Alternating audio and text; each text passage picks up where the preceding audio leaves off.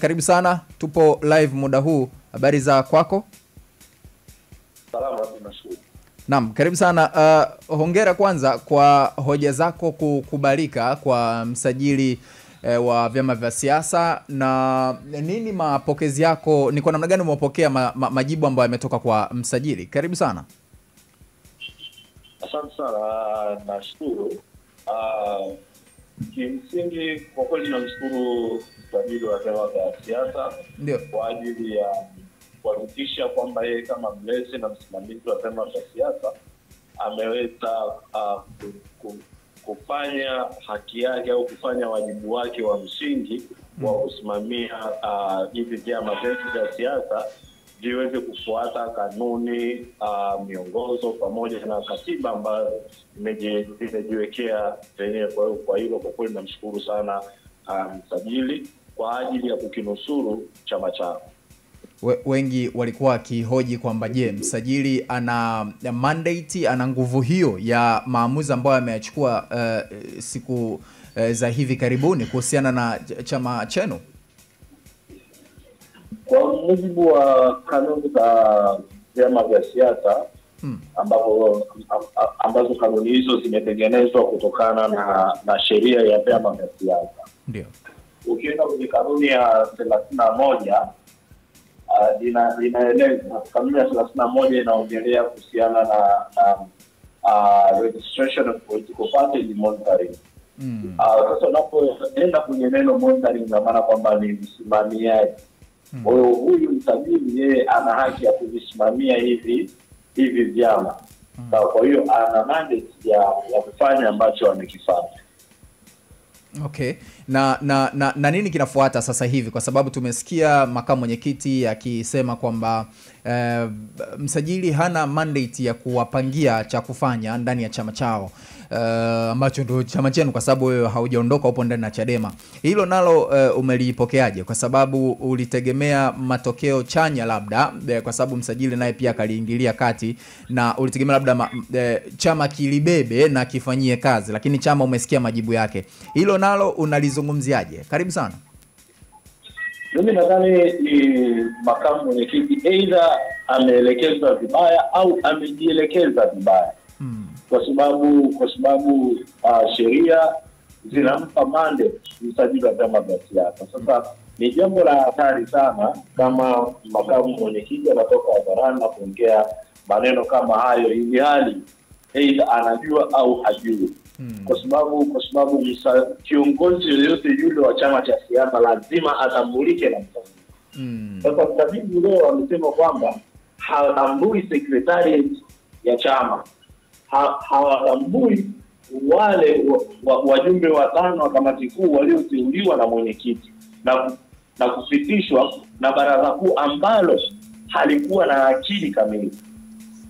Hasa ni jambo la hatari kwa sababu ukiangalia huyu katibu mkuu, kwa mujibu wa sheria za vyama vya siasa, katibu mkuu ndio afisa masuli, nikimaanisha accountant officer wa chama. Ndio. Yeye ndio anasimamia mapato na matumizi yote ya chama. Kwa hiyo ili chama kifanye matumizi yote yale lazima yeye atie sahihi. Ndio. Lakini ili chama kipate ruzuku ni lazima kitambue kwamba ni lazima msajili atambue kwamba hiki chama kina afisa masuli, ili sasa yeye aweze kuthibitisha au kuidhinisha chama kipewe ruzuku. Sasa leo msajili yeye hamtambui katibu mkuu. Sawa. Ndio. Je, ataweza kuidhinisha kwamba Chadema tupewe ruzuku? Ili hali kwa sasa hivi tunapoongea hapa chama hakina afisa masuli. Sio unanielewa? Ndio. Huyo chama sasa hivi hakina afisa masuli. Hiyo ruzuku inakuja inatoka wapi? Msajili atakapoamua kusimamisha ruzuku ya chama tutamlaumu na. Kwa mimi naamini kwamba makamu mwenyekiti aidha amejielekeza au ameelekezwa vibaya, hajapata tafsiri nzuri chini au haya mambo hayajui. Na mimi siamini kwamba kakaangu Heche anaweza kawa hajui mambo kama haya, kwa sababu alikaa kwenye siasa siku nyingi, amekaa kwenye chama siku nyingi. Na anajua kabisa kwamba katibu mkuu ndio afisa masuli. Unless otherwise ana project nyingine ya kutaka kuiua Chadema. Kabla tujaje kwako, kuna lile swali pia ambalo wengi naona wanalizungumza kwamba msajili wa vyama vya siasa, msaidizi wake alikuwepo Sistine Nyahoza siku ya uchaguzi, na hakuwepo kama mgeni tu, alikuwepo kama msimamizi kama taratibu zinavyotaka, lakini wanasema mbona hakuona hilo akaja kuona baada ya wewe kutoa taarifa hizo? Karibu sana. Asante. Msimamizi wa vyama vya siasa kimsingi kweli alikuwepo. Tulikuwa tuko na Mheshimiwa Sistine Nyahoza na tumekesha naye mpaka asubuhi ile tarehe 21, lakini pia tarehe 22 alikuwa. Sasa huyu msajili ni mtu wa serikali. Ndio. Serikali inaongozwa na Chama cha Mapinduzi. CCM. Katibu makamu mwenyekiti wa CCM mzee Wasira ndo alitoka hadharani akasema kwamba wenyewe wamechagua na hakuna hata akili. Huyu msajili ambaye yeye anapatikana kwenye serikali ya CCM angeweza kuongea au angekaa kimya ili aje kuizuru Chadema baadaye? Kwa sababu tungekuja kuwekewa mapingamizi. Wabunge wetu wangewekewa mapingamizi. Sawa. Ndio. Kwa huyu hata kama aliamua kukaa kimya, akaamua kwamba sasa hiki chama ngoja nikikomoe, Chadema ngoja nikomoe kwa namna hii.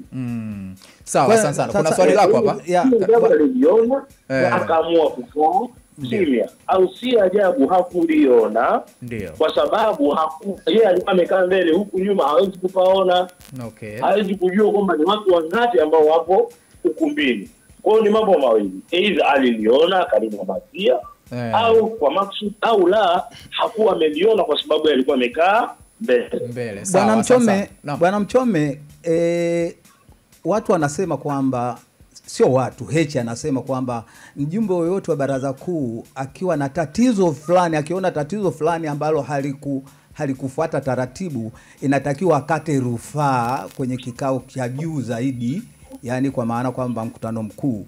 Sasa wewe ulikuwa ni mjumbe wa baraza kuu kama sikosei.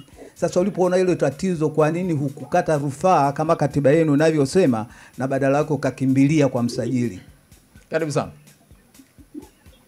Ni sawa na kesi ya Nyanyo na Mpangerere.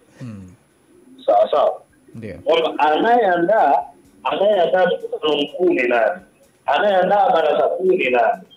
Wanaoandaa ni secretariat. Sawa. Secretariat hiyo wewe ndio unailalamikia kwamba haipo kwa mujibu wa kanuni, haipo kwa mujibu wa katiba ya chama chetu. Yaani secretariat hiyo ambayo itaenda kuandaa mkutano mkuu au baraza kuu ndio secretariat hiyo ambayo ina watu wenye maslahi kwenye hiyo kesi ambayo unayo. Hayupo mtu ambaye anaweza kwenda dukani akanunua kisu, akaenda kwa mnoaji akakinoa kile kisu, ili hali anajua kabisa kwamba hicho kisu kinakwenda kutumika kumchinja yeye. Hayupo huyo mtu. Ndio maana nikaangalia, nikarejea kwenye sheria za vyama vya siasa. Je, hapa tulipo sasa hivi ni wapi ninaweza nikakimbilia tofauti na hapa? Nikaona ni kwa msajili wa vyama vya siasa. Hapo ndio haki ambapo inaweza kupatikana. Hapo ndio ambapo tunaweza tukapata utatuzi wa hilo jambo. Sawa, karibu sana. Kuna swali la mwisho. Mchome, mimi Judge Manyota hapa. Naona wakati unapongezwa na mwenyekiti kuhusiana na kitu ambacho tunaweza tukasema ni aina ya ushindi. Maana yake mimi sijasema kama ni ushindi kwa sababu kuna maelekezo ambayo nadhani msajili ameyatoa kuelekea huko. Sasa unapolifurahia hili jambo, unadhani na wale ambao wewe umeonekana kuwashinda nao wanafurahia? Na kama wewe unafurahia wao hawafurahi, nini uhai, nini nguvu, nini umoja wa Chadema? Huoni kama ndo haya tunayoyazungumza hapa ya mpasuko, na kwamba wewe unakuwa umeusababisha mpasuko ambao unakipasua chama unachokiita ni chama cha kwako? Kwanza, kwa maamuzi ambayo ameyatoa msajili wa vyama vya siasa, sio ushindi wa Mchome. ni ushindi wa wapenda demokrasia, ni ushindi wa watu ambao wanaamini katika misingi ya utawala bora, ni ushindi wa watu ambao wanaamini katika kusimamia katiba, kanuni na miongozo ambayo tumejiwekea. Kwa hiyo kama yupo ambaye hajaridhika ni yeye. Lakini kimsingi sisi Chadema tunahubiri kuhusiana na swala zima la kufuata katiba, tunahubiri katika swala zima la utawala bora, tunahubiri katika swala zima la kuheshimu au kufuata katiba na kanuni ambazo tumejiwekea. Kwa hiyo ni muhimu sana sisi wenyewe tukawa wa kwanza kuheshimu katiba yetu, kuheshimu kanuni zetu na kuheshimu miongozo yetu ambayo tumejiwekea. Kuna ambaye hajaridhika, huyo atakuwa ni adui wa demokrasia, ni adui wa misingi ya kufuata kanuni na katiba na miongozo, ni adui wa utawala bora. Hebu nisaidie jambo dogo tu ambalo sio mimi na watazamaji wetu hapa wako wanauliza. Wanasema eti upo kwa ajili ya kumsaidia Mbowe, kwamba wewe katika harakati hizi za kwenda mahakamani Mbowe yuko nyuma yako. Ili unalizungumziaje? Atakuwa ni mtu wa hovyo sana ambaye anaweza kuongea hilo neno, kwa sababu Mheshimiwa Mbowe alishatangaza kwamba yeye ameamua kupumzika siasa. Hatujui atapumzika kwa muda gani, lakini ameamua kupumzika siasa. Unapomhusisha Mbowe na swala langu, yani kuwa unakosea, kwa sababu mzee wa watu sasa hivi yuko bize kwenye kutafuta hela. Sasa ina maana kwamba mimi Mchome wazazi wangu walikosea kunipeleka shule. Yaani mimi Mchome wazazi wangu walikosea kunilipia ada, kwamba mimi sina utashi au siwezi kujua kuhusiana na masuala kama haya.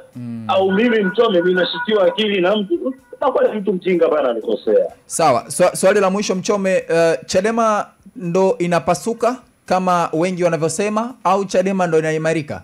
Karibu. Kiukweli wala kustaki kuficha hilo. Ndio.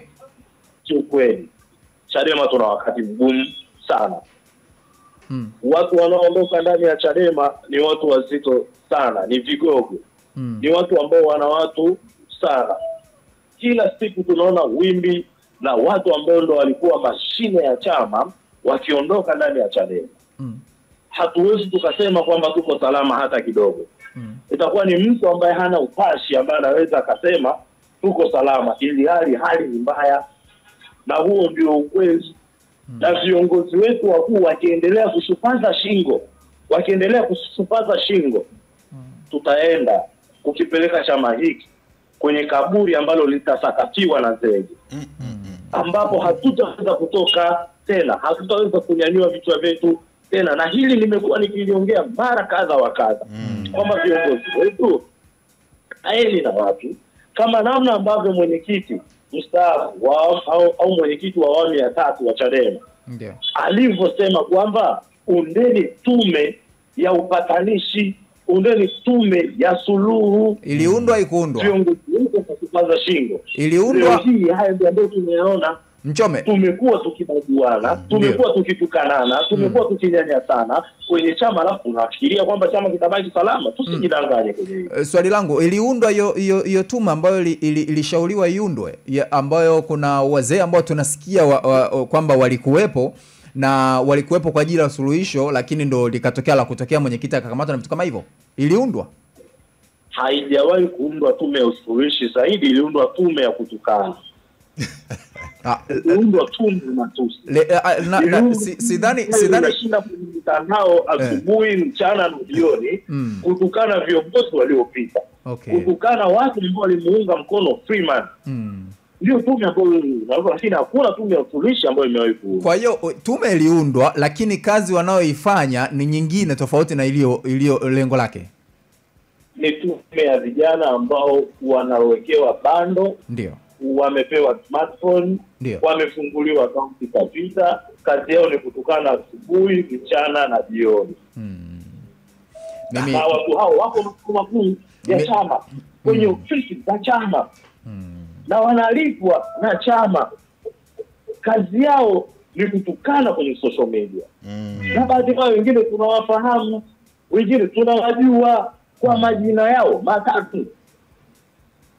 Kazi yao ni kutukana asubuhi, mchana na jioni. Na viongozi, na ili ujue kwamba ni kweli, hayupo kiongozi yoyote yule wa chama ngazi ya juu aliyewahi kutoka na kukemea matusi yanayoendelea kwa watu waliomuunga mkono Freeman na kwa watu ambao walikuwa viongozi wa awamu iliyopita ya chama.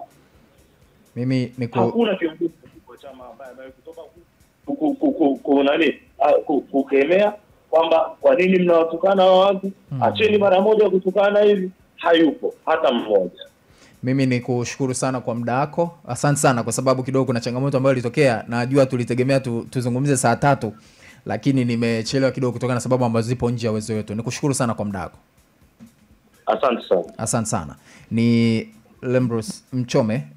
Habari wateja wetu wazuri wa tablet zetu Tanzania. Tumerestore tablet yetu pendwa ya KD55 yenye kioo, display inchi 8, uwezo wake ni GB 256 na RAM 8. Inatumia line 2, macho matatu pamoja na cover lake ambalo ni gumu ambalo linasaidia ili siweze kuvunjika kwa rahisi. Sasa mtoto anaweza kutumia kama simu au kuwasiliana na wewe mzazi, lakini pia inakujia na game kibao, katuni na program za kutosha kwa ajili ya yeye kuweza kujifunza. Lakini pia ina zawadi kemkem kama saa, ufutio, penseli na nyinginezo nyingi. Wahi ofa yako ambayo utaipata kwa shilingi 180,000 tu. Kwa mawasiliano tupigie nambari zetu ambazo ni 0759591123. Tunapatikana Kariakoo jijini Dar es Salaam na pia tunafanya delivery katika mikoa yote. Usijisifu wewe mzazi kuchezea vifuu, mfanye mtoto wako afurahie utoto wake.